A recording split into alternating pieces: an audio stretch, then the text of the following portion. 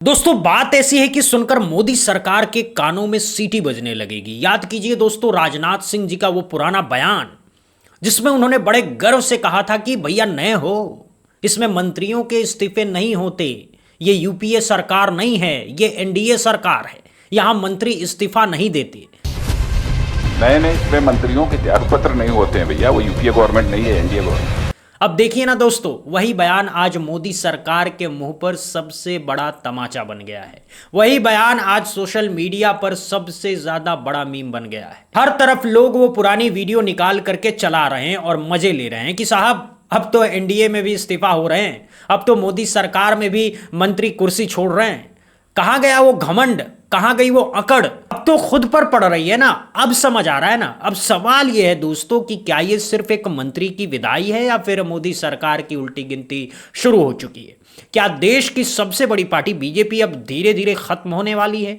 क्या वो दिन दूर नहीं जब बीजेपी का नामो निशान मिट जाएगा?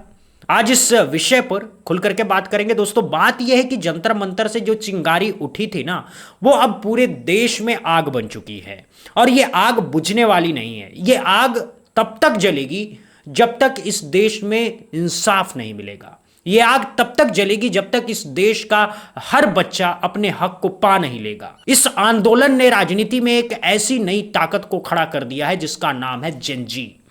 अब आप कहेंगे कि जेनजी क्या होता है? तो दोस्तों जेनजी वो पीढ़ी है जो आज 15 साल से लेकर के 28 साल की उम्र के बीच है।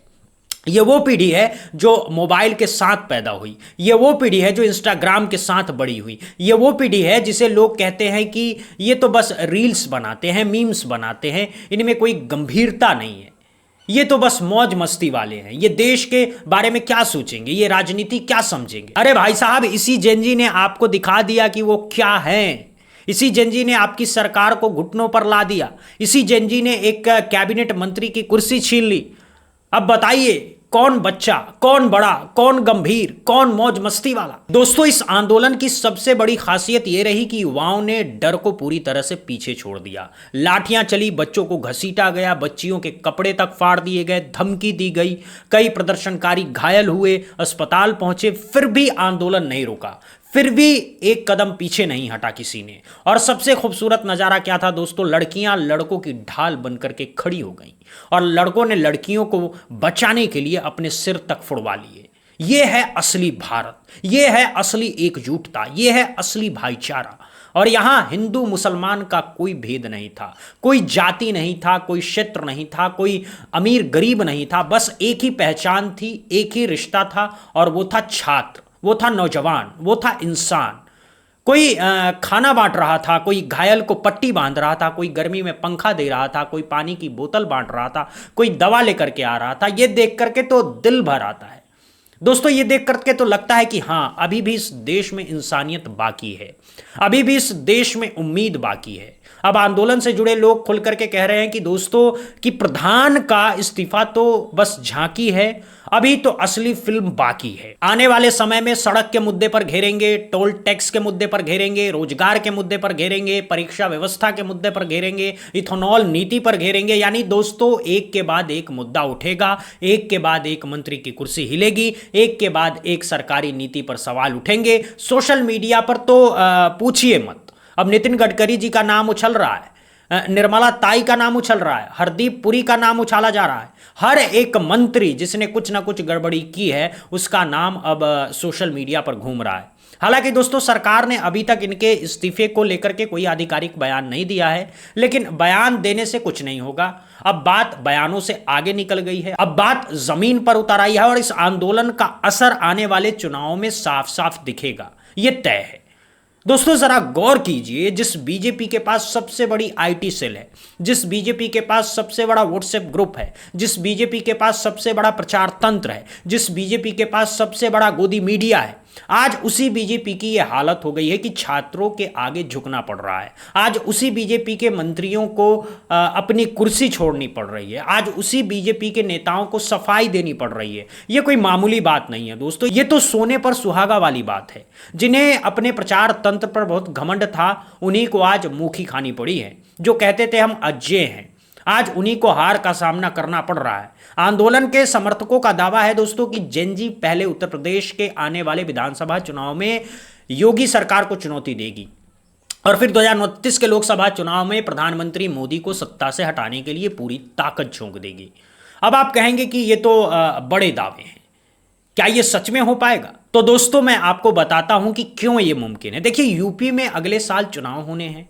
यूपी में शिक्षा व्यवस्था का जो हाल है वो पूछिए मत। पेपर लीक का सबसे बड़ा गढ़ यूपी बन चुका है। यूपी में यूपीएससी हो, यूपी टीईटी हो, यूपी पुलिस भर्ती हो, बीएड की परीक्षा हो, हर परीक्षा में पेपर लीक की खबरें आती है। यूपी के बच्चे सालों से लड़ रहे हैं इंसाफ के लिए, लेकिन कोई सुनने वाला नहीं। अब जब पूरे देश में एक लहर उठी तो यूपी क्यों पीछे रहेगा? यूपी के बच्चे भी अब सड़क पर उतरेंगे, यूपी की माएं भी अब आवाज उठाएंगी और तब देखिए क्या तमाशा होता है। योगी सरकार के छक्के छूट जाएंगे। और सुनिए दोस्तों, आंदोलन में साफ साफ आवाज गूंज रही है कि नरेंद्र मोदी का इस्तीफा चाहिए, योगी आदित्यनाथ का इस्तीफा चाहिए, अमित शाह का इस्तीफा चाहिए। यानी अब लड़ाई सिर्फ एक मंत्री तक सीमित नहीं है, अब लड़ाई पूरी सरकार से है। अब लड़ाई सत्ता के शीर्ष पर बैठे लोगों से है। अब लड़ाई उन लोगों से है जो जनता की परवाह नहीं करते हैं। अब लड़ाई उन लोगों से है जिन्होंने सत्ता को अपनी जागीर बना रखा है। दोस्तों, युवाओं का संदेश बिल्कुल साफ है। पहले यूपी में सत्ता को चुनौती देंगे, फिर 2029 में दिल्ली की कुर्सी पर सीधा प्रहार करेंगे। अब सवाल यह है कि क्या यह सिर्फ सोशल मीडिया का जोश है? क्या यह सिर्फ हवाई बातें हैं? क्या यह सच में हो पाएगा? तो दोस्तों जरा एक बात सोचिए, जब जंतर मंतर पर आंदोलन शुरू हुआ था तब भी लोग यही कहते थे कि यह तो बस मौज मस्ती है, कुछ नहीं होगा, 2-4 दिन में सब भाग जाएंगे। लेकिन क्या हुआ? धर्मेंद्र प्रधान की कुर्सी चली गई। तो अगर एक जंतर मंतर के आंदोलन से एक मंत्री की कुर्सी जा सकती है तो पूरे देश में फैले आंदोलन से क्या नहीं हो सकता है। दोस्तों मैं आपको एक बात बताना चाहता हूं, राजनीति में हमेशा से एक बात होती आई है कि जब जनता जागती है तो सत्ता को झुकना पड़ता है। इंदिरा गांधी जैसी ताकतवर प्रधानमंत्री को हराना पड़ा था। 1977 में राजीव गांधी जैसे लोकप्रिय प्रधानमंत्री को हराना पड़ा था। 1989 में वाजपेयी जैसे अटल प्रधानमंत्री को हराना पड़ा था 2004 में। तो मोदी जी भी कोई अपवाद नहीं है। अगर जनता ने मन बना लिया तो कोई नहीं बच सकता है। कितनी भी बड़ी आईटी सेल हो, कितना भी बड़ा गोदी मीडिया हो, कितने भी बड़े प्रचार तंत्र हो, कुछ काम नहीं आएगा, क्योंकि जब जनता का गुस्सा फूटता है तो हर तंत्र फेल हो जाता है। अब बीजेपी को यह समझ लेना चाहिए दोस्तों, अब बीजेपी को अपनी अकड़ छोड़ देनी चाहिए। अब बीजेपी को जनता की बात सुननी चाहिए, वरना जो हर्ष दूसरी पार्टियों का हुआ था वही हर्ष इनका भी होगा। कोई इनको बचा नहीं पाएगा। और सबसे बड़ी बात दोस्तों, बीजेपी को अपने ही पुराने बयान याद कर लेने चाहिए। वही बयान जो राजनाथ सिंह ने बड़े गर्व से दिए थे कि हमारी सरकार में इस्तीफे नहीं होते। वही बयान जो अमित शाह ने बड़े जोश से दिए थे कि हम अज्जे हैं। वही बयान जो मोदी जी ने बड़ी अकड़ से दिए थे कि मोदी है तो मुमकिन है। अब वही बयान इनके गले की फांस बन गए हैं। अब वही बयान इनके मुंह पर तमाचा है। अब वही बयान सोशल मीडिया पर सबसे बड़े मीम्स हैं। दोस्तों जरा एक बात समझिए, कोई भी सरकार अज्जे नहीं है, कोई भी पार्टी अमर नहीं है। इतिहास में हर सत्ता का अंत हुआ है, हर साम्राज्य का पतन हुआ है। अंग्रेजों जैसे ताकतवर साम्राज्य भी खत्म हो गए हैं, मुगल जैसे विशाल साम्राज्य भी खत्म हो गए। तो बीजेपी क्या चीज है? बीजेपी भी एक दिन खत्म होगी, बस समय की बात है। और लगता है वो समय अब ज्यादा दूर नहीं है। अब देखिए दोस्तों, जेनजी के पास एक अजीब सी ताकत है। वो ताकत है सोशल मीडिया की, वो ताकत है इंस्टाग्राम की, वो ताकत है यूट्यूब की, वो ताकत है ट्विटर की। इस पीढ़ी के पास कोई राजनीतिक पार्टी नहीं है, इस पीढ़ी के पास कोई विशाल संगठन नहीं है, लेकिन इनके पास मोबाइल है, इनके पास इंटरनेट है, इनके पास आवाज उठाने के हजारों तरीके हैं और ये अपनी बात को एक क्लिक में करोड़ों लोगों तक पहुंचा सकते हैं। यही तो असली ताकत है दोस्तों, यही तो नया लोकतंत्र है। यहां हर व्यक्ति एक मीडिया है, हर व्यक्ति एक रिपोर्टर है, हर व्यक्ति एक एक्टिविस्ट है और सरकार को अब इसी नई ताकत का सामना करना है। अब सरकार लाख कोशिश कर ले, लाख हथकंडे अपना ले, इस ताकत को नहीं दबा सकती, क्योंकि ये ताकत हवा में फैली हुई है, ये ताकत हर मोबाइल में मौजूद है, ये ताकत हर घर में जिंदा है। दोस्तों बीजेपी के लिए सबसे बड़ी चुनौती यही है कि उसने जो पीढ़ी को नजरअंदाज किया वही पीढ़ी अब उसे उखाड़ फेंकने के लिए तैयार है। बीजेपी ने बच्चों को कॉकरोच कहा, बीजेपी के नेताओं ने युवाओं को परजीवी कहा, बीजेपी के मंत्रियों ने छात्रों को आतंकवादी की बी टीम कहा। अब वही युवा, वही बच्चे, वही छात्र बीजेपी के खिलाफ खड़े हो गए हैं। ये तो होना ही था दोस्तों। आप कब तक किसी की इज्जत के साथ खिलवाड़ करेंगे और उम्मीद रखेंगे कि वो चुप बैठा रहेगा? आप कब तक किसी को अपमानित करते रहेंगे और सोचेंगे कि कोई जवाब नहीं देगा?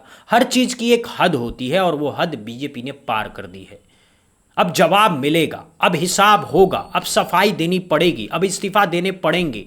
दोस्तों 2029 अभी थोड़ी दूर है, लेकिन उससे पहले यूपी का चुनाव आ रहा है, अब बिहार का चुनाव आ रहा है, महाराष्ट्र का चुनाव आ रहा है, तमाम राज्यों के चुनाव हैं। हर एक चुनाव में युवा का एक बड़ा फैक्टर बनेगा, हर एक चुनाव में युवाओं की आवाज़ गूंजेगी और हर एक चुनाव में बीजेपी को अपनी हरकतों का जवाब देना पड़ेगा। और अगर बीजेपी ने अभी भी अपनी सोच नहीं बदली, अगर अभी भी वो पुराना अकड़ में जीती रही, अगर अभी भी वो जनता की बात नहीं सुन रही है, तो नतीजा तय है, नतीजा साफ है, बीजेपी का पतन शुरू हो चुका है। हो सकता है तुरंत ना दिखे, हो सकता है 2027 तक ना दिखे, लेकिन 2029 तक तो जरूर दिखेगा और शायद उससे पहले भी दिख जाए। क्योंकि दोस्तों जब जनता का सब्र टूटता है ना, तो घड़ी की तरह टिक टिक करता है और एक दिन धमाके के साथ फूट जाता है। दोस्तों जरा एक बार फिर से सोचिए, राजनाथ सिंह जी का वो बयान, इनमें मंत्रियों के इस्तीफे नहीं होते भैया। और आज क्या हो रहा है? इस्तीफे भी हो रहे हैं, फजीहत भी हो रही है और आगे और भी बहुत कुछ होना बाकी है। हर मंत्री को अपनी कुर्सी की चिंता है, हर नेता को अपने भविष्य की चिंता है। बीजेपी में अब भगदड़ मचने वाली है। वो जो पहले शानदार लगते थे आज कमज़ोर लग रहे हैं, वो जो पहले घमंडी लगते थे आज बेबस लग रहे हैं। ये सब जनता की जीत है दोस्तों, ये सब उन बच्चों की जीत है जो जंतर मंतर पर बैठे थे, ये सब उन माँओं की जीत है जिन्होंने अपने बच्चों को सड़क पर उतरने की हिम्मत दी, ये सब उस पूरे देश की जीत है जो अब जागरूक हो चुका है। तो दोस्तों अब आपकी बारी है। अब आप बताइए, क्या ये सिर्फ सोशल मीडिया का जोश है या फिर मोदी सरकार की उल्टी गिनती सच में शुरू हो चुकी है? क्या आपको लगता है कि बीजेपी धीरे धीरे खत्म होने वाली है? क्या आपको लगता है कि यूपी के अगले चुनाव में योगी सरकार को झटका लगेगा? क्या आपको लगता है कि 2029 में मोदी सरकार जाएगी? क्या आपको लगता है कि जेनजी वो कर दिखाएगी जो कोई नहीं कर पाया है? कमेंट बॉक्स में जरूर बताइएगा।